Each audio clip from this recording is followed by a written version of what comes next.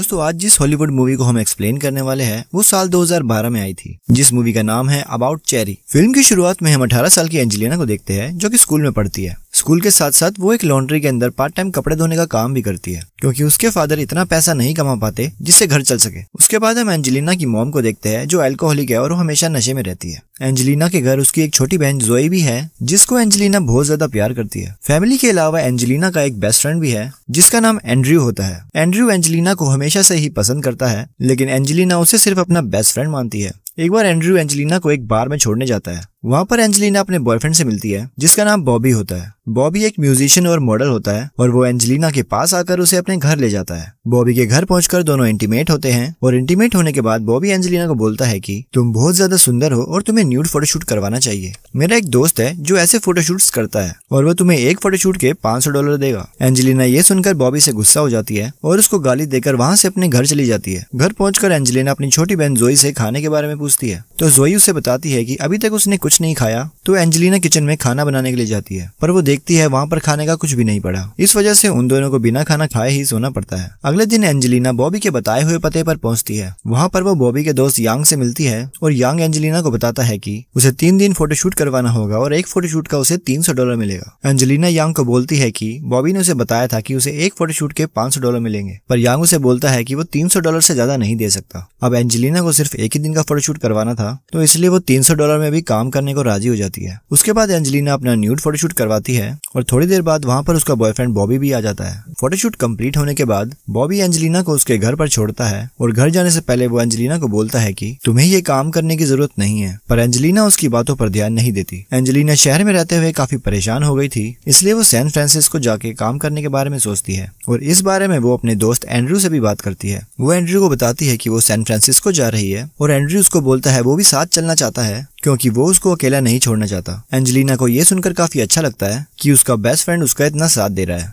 और अगले दिन एंजेलिना अपने घर पर स्कूल का बहाना बनाकर एंड्रयू के साथ सैन फ्रांसिस्को आ जाती है। वहाँ पहुंचते ही दोनों सबसे पहले एक होटल बुक करते हैं और रात को एक ही बेड पर दोनों साथ में सोते हैं। एंड्रयू एंजेलिना को बोलना तो चाहता था कि वो उसे बहुत पसंद करता है, पर वो उसे ये बात बोल नहीं पाता। अगले दिन एंड्रयू और एंजेलिना एक अपार्टमेंट देखने जाते हैं जो उन्होंने इंटरनेट पर देखा था। वहाँ पहुंचते ही वो दोनों उस अपार्टमेंट के ओनर से मिलते हैं जो एक टीनेजर लड़का होता है जिसका नाम पाको होता है। पाको उन दोनों को अपना अपार्टमेंट दिखाता है जो काफी सुंदर होता है और वो दोनों वहाँ पर रहने के लिए तैयार हो जाते हैं। उसके बाद एंजेलिना अपनी मॉम को फोन लगाती है और उनको बताती है कि वो दूसरे शहर आई हुई है। ये सुनकर एंजेलिना की मॉम काफी गुस्सा होती है और उसको बहुत डांटती है। उसके बाद एंजेलिना बोलती है कि उसे जूही से बात करनी है, पर जूही एंजेलिना से बात नहीं करना चाहती थी क्योंकि वो उसे बिना बताए ही दूसरे शहर आ गई थी। ये सुनकर एंजेलिना काफी दुखी होती है और एंड्रयू उसको संभालता है। अगले दिन एंजेलिना जॉब ढूंढने के लिए जाती है और उसे एक स्ट्रिप क्लब में वेट्रेस की जॉब मिल जाती है। वहाँ पर काम करते हुए एंजेलिना को एक आदमी मिलता है जो उसे $100 की टिप देता है। इस आदमी का नाम फ्रांसिस होता है और वो एंजेलिना को देखते ही उसे पसंद करने लगता है। उसके बाद एंजेलिना उस क्लब के अंदर अपनी एक फ्रेंड से मिलती है और उसको बताती है कि इस शहर में आने से पहले वो न्यूड फोटोशूट्स का काम भी करती थी। उसकी फ्रेंड एंजेलिना को बताती है कि यहाँ पर एक कंपनी है जो न्यूड फोटोशूट करने का $800 देती है। एंजेलिना ये सुनकर चौंक जाती है और वो बोलती है कि वो ये काम जरूर करना चाहेगी। उसके बाद हम फ्रांसिस को देखते हैं जो अपने दोस्त के साथ बैठा हुआ होता है और उसके दोस्त की गलत हरकतों की वजह से उसे उस क्लब से निकाल दिया जाता है और इस वजह से फ्रांसिस्को को भी क्लब से बाहर जाना पड़ता है। बाहर जाते ही फ्रांसिस एंजेलिना से मिलता है और उसको सॉरी बोलता है, पर एंजेलिना फ्रांसिस को बोलती है कि कोई बात नहीं, यहाँ पर ऐसा चलता ही रहता है। घर आने के बाद एंजेलिना न्यूड फोटोशूट्स के बारे में सोच रही होती है और फिर वो अपने कपड़े उतारती है और अपनी बॉडी को आईने में देखती है। इसके बाद एंजेलिना डिसाइड करती है कि कल वो फोटोशूट के लिए जाएगी। अगले दिन एंजेलिना फोटोशूट के लिए स्टूडियो में जाती है और वहाँ पर वो मार्गरेट से मिलती है। मार्गरेट एक डायरेक्टर होती है और वो एंजेलिना से पूछती है कि तुम्हें क्या चीजें करना पसंद है और क्या चीजें करना नहीं पसंद, और तुम लड़कियों के साथ इंटीमेट हो सकती हो या नहीं। एंजेलिना इन सब का काफी खुलकर आंसर देती है और वो उसको बताती है कि वो लड़कियों के साथ इंटीमेट हो सकती है। ये सुनकर मार्गरेट एंजेलिना को $800 पर शूट के हिसाब से सेलेक्ट कर लेती है। इसके बाद एंजेलिना का पहला शूट होता है और इस शूट में एंजेलिना एक स्कूल गर्ल बनती है। एंजेलिना इसमें काफी अच्छी परफॉर्मेंस देती है जिससे खुश होकर मार्गरेट बाद में उसकी तारीफ भी करती है। शूट खत्म होने के बाद एंजेलिना वापस बार में काम करने के लिए आती है और थोड़ी देर बाद वहाँ पर फ्रांसिस भी आ जाता है। वो एंजेलिना के पास आकर उससे बातें करता है और वो उसे अपने साथ एक पार्टी में चलने के लिए पूछता है और एंजेलिना उसको हाँ बोल देती है। उसके बाद एंजेलिना घर पर आती है और पार्टी के लिए तैयार होती है, पर वहाँ पर बैठा एंड्रयू एंजेलिना को बोलता है कि आज तो हमारी मूवी डेट थी। तो एंजेलिना उसे बोलती है कि आज तो उसे एक पार्टी में जाना है, वो फिर कभी उसके साथ मूवी देखने चली जाएगी, और ये बात बोलकर वो वहाँ से चली जाती है। उसके बाद एंजेलिना फ्रांसिस के साथ उस पार्टी में जाती है। ये एक एग्जीबिशन पार्टी होती है जिसको फ्रांसिस की मॉम होस्ट करती है। फ्रांसिस की मॉम एंजेलिना के पास आती है और उसको बोलती है कि तुम स्ट्रिप क्लब में वेट्रेस का काम करती हो और मुझे ये काम बिल्कुल भी पसंद नहीं है। ये सुनकर एंजेलिना को बहुत बुरा लगता है और इसके लिए फ्रांसिस उससे माफी भी मांगता है। तो एंजेलिना बोलती है कि कोई बात नहीं, एटलीस्ट तुमने मेरे बारे में अपनी मॉम को सच तो बताया। उसके बाद फ्रांसिस एंजेलिना को ड्रग्स देता है और उसको अपने साथ ऊपर टेरेस में ले जाता है। वहाँ पर वो दोनों किस करते हैं और यहाँ से उन दोनों का रिलेशनशिप शुरू हो जाता है। अगले दिन एंजेलिना का दूसरा शूट होता है जिसमें वो एक नर्स बनी होती है। शूट खत्म होने के बाद मार्गरेट घर पर आती है और वो अपने लैपटॉप में एंजेलिना की फोटोज देख रही होती है। तभी वहाँ पर मार्गरेट की गर्लफ्रेंड जूलियन आ जाती है